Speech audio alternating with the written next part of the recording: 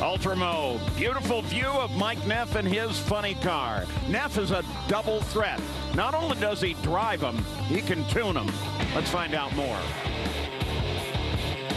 I always would have loved to drive, but never thought it was a reality. It's just something like you'd always love to do, but that's never going to happen, so I'm not going to, put a whole lot of thought into it. So when John called me and asked me if I'd be interested in driving, that was, I'll never forget that.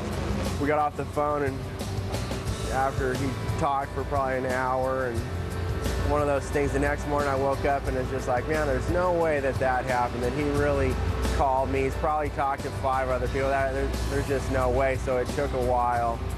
Then I remember talking to him the next day, and I asked him, I said, are you serious about that? And he said, yeah, I'm serious. I don't, I think before I do things, and I put a lot of thought into this. And okay, so anyways, that was definitely a dream come true. John Force's intuition proved to be correct. Mike Neff was a natural, earning the 2008 Auto Club Road to the Future Award for Rookie of the Year. He capped off the next season by taking his first career win at the finals. Oh, look out. Changes at Team Force in 2010 put Neff back in the crew chief position, this time for John Force himself. And the two were a perfect match. That was kind of neat for me as well to be working on John Force's car. I always looked up to him. He's, been the king of funny cars. So, and hadn't done that well in the previous years, and knew what we were up against, and the pressure and sponsors and just everybody second guessing whether he could do the job just because he hadn't performed that well. But I knew, he could do it. He had been working harder than anybody in the gym since his accident. So to be able to work with Bernie and Coyle and help get him running good again, and to see him win again, and eventually to go on to win the championship, that was probably one of the best years of my career, without a doubt.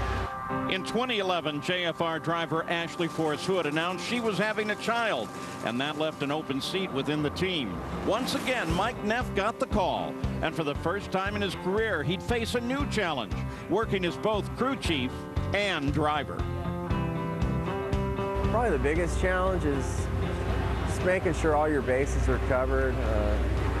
Like I've said before, the most of the thought by far goes into the tuning part of it, and the car's set up, making sure you've got all that covered, the air, the track conditions, and everybody's reported to you and giving you the information that you need. I don't want to be the one that makes it smoke the tires. I don't want to be the guy who drives it out of the groove or red lights or does, and let everybody down. The odds of you being the one that send everybody home unless you win is, that's going to be pretty much on me, which I'm okay with it, but yet it never makes you feel good when you're the one that does that.